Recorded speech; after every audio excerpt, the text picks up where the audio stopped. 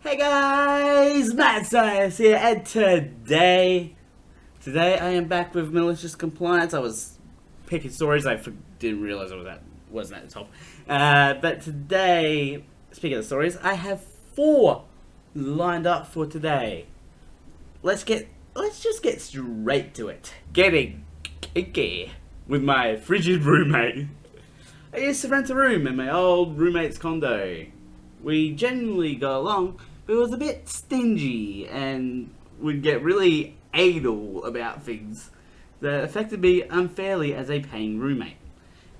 The biggest point of contention was the thermostat. You gotta love the thermostat stuff. I like to be comfortable and would keep it at 70. He preferred 65 to save money, even though he was well off. I tried to compromise, but it descended into us each moving the thermostat when the other left. Finally, he put his foot down and said it had to stay at 65. Unfortunately for my roommate, I had learnt about bimetallic strips that old thermostats use to gauge temperature. 2 different metals are back to back in a coil. As one expands more than the other, the coil unwinds and keeps the furnace on or off. Knowing this, I agreed to keep that 65. But I didn't agree not to put a teensy tiny kink in the strip behind the coil to change what 65 meant to the furnace. Several times he thought I was not stupidly cold in here and started obsessively checking the dial to catch me red-handed. He was so confused when it was exactly at 65 every time. Eventually he started setting it even cooler to compensate. But with a solid kink here or there, I managed to stay comfortable while keeping the peace. Since this post blew up, I have made a donation to use. Oh, okay. Donation, go do it yourself. I'm not in USA at all. I'm not saying that I don't care about kids being warm or anything like that, needy kids.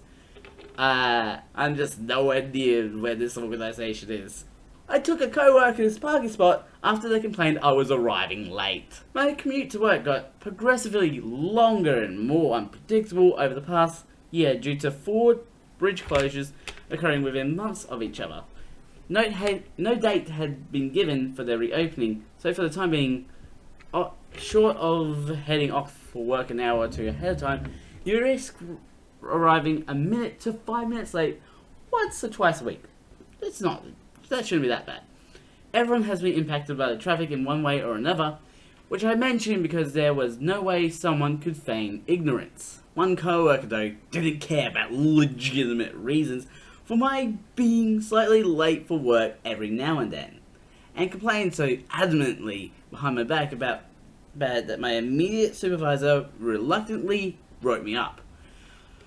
I knew it had to be that one co-worker because they would get nervously irritated whenever traffic conditions were brought up. They would leave the room, loudly interrupt with unimportant questions or comments, or roll their eyes. They're also known for complaining about every little thing. At one point, having played a big role in not having a seasonal employee rehired the following year. Despite that co-worker, I love my job. So I started leaving work an hour and a half earlier than before. My arrival time is now anywhere from 15 to 45 minutes before my shift starts. Most of the time, I'm at work early enough to get my pick of any spot in a always crowded employee parking lot, but no parking spot other than theirs makes up for my having to wake up at 5:30 in the morning. That co-worker can't complain about my being late now.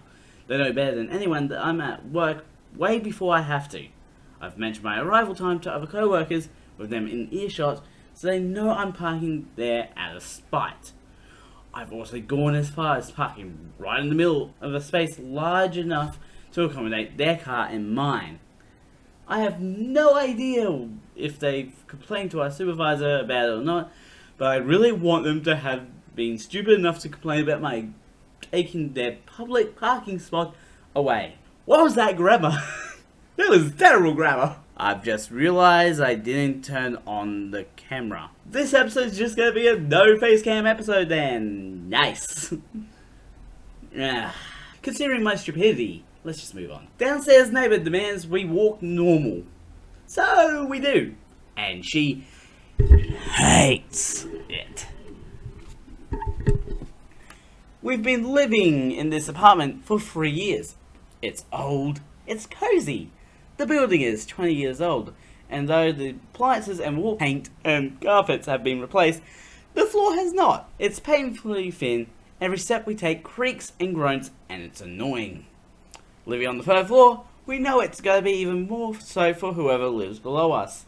So we've done our best to be mindful of their comfort, and try not to make too much noise. We had a new downstairs neighbour move in a couple months ago, and she is not convinced that we are literally tiptoeing around our apartment.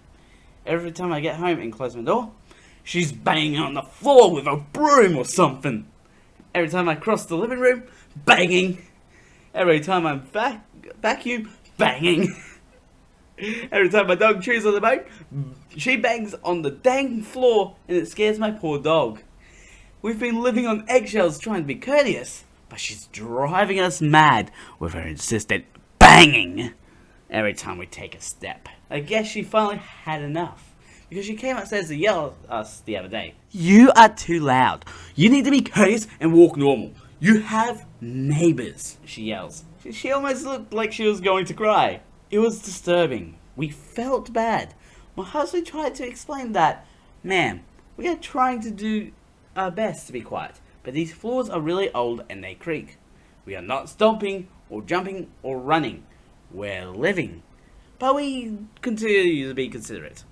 She was not impressed with his answer and continued to argue. Well, I lived on a 1st floor before and my other neighbours weren't loud like you. It's so loud and my job is so stressful, so I want you to stop stomping. I don't mean to be a mean person, but I really think you're too loud. So, you know what we agreed to? To walk like normal people. Okay, we'll walk normally, we said. This is exactly what we've been doing, nothing different. So she still bangs on the floor and gives us nasty looks. We are being normal people who walk normal and don't stomp around. Our dog is a normal dog who chews on bones and walks from his bed to his food bowl and gets excited when it's time for walkies. We are so normal. I am normal.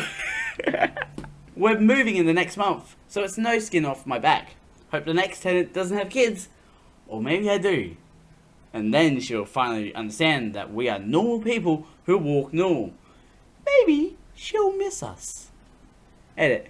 So I've noticed a lot of y'all are upset over me calling a 20-something-year-old building old. Sorry, I should have called it dated. I'm in a big city where most apartment buildings around here are pretty new and have maybe only been around a decade or so. So this one is old to me, not new. Also, thank y'all for the stories, input and advice on how to be better neighbours. Some are pretty insightful. However, considering she banged on the floor again today while I was running the bath, I'm not too concerned with wearing slippers all day around the house or padding the carpeted floors with noise cancelling material. Angry people like being angry. I'm excited for the move out day when people will be constantly walking around and moving heavy furniture. Bang, bang, bang, bang, bang. I love that. I'm walking normally, but to her it's just like... You don't have face cam, but all you just see is me just go bang bang. Just picture my head just go nodding up and down aggressively while stomping around. Last story for today. You will address me by my new name. I once worked for my second most toxic man I have ever known. This is a small business of him, the owner, myself, and my long-suffering colleague. So he was in complete control with no one to report to. My boss was an absolute man-child. Oh, you gotta love the man-childs. Who would launch into hours-long absolute poop fits of pants-soiling fury over the smallest inconvenience. And then, as soon as his problem was solved, would act frustrated and sulky that we weren't all celebrating his victory. He would have these tantrums several times a week.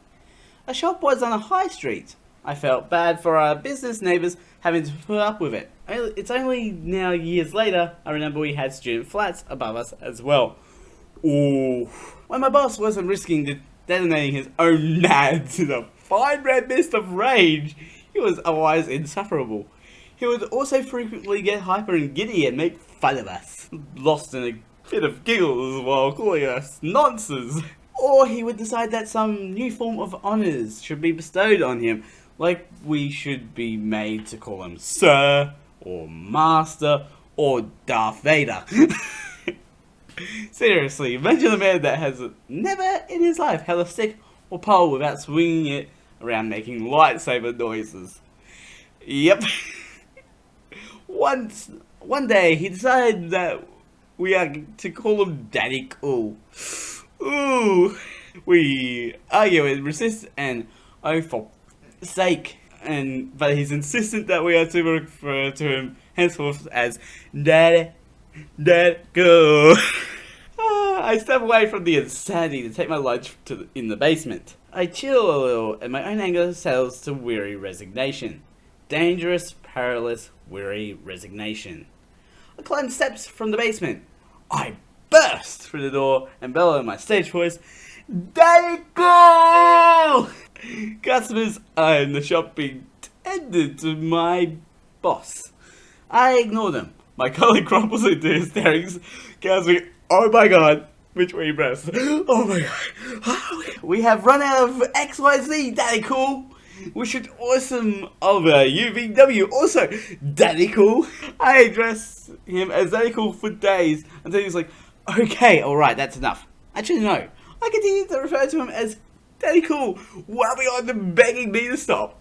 And several times as necessary over the years when a reminder is necessary. All I can just think of is Daddy Cool. Just the song. This guy is like if you ever wanted to see cringe in your whole life, this story right here is all you need. You just need to know this person in your life and you've got cringe for days. And with that, my dumbass forgetting to click record on the camera, so no face cam today. Links will be in the description to the main channel and the second channel for you guys to check out. Don't forget to subscribe and hit the notification bell so you know next video comes out. A ding, ding. And the Mad Scientist out.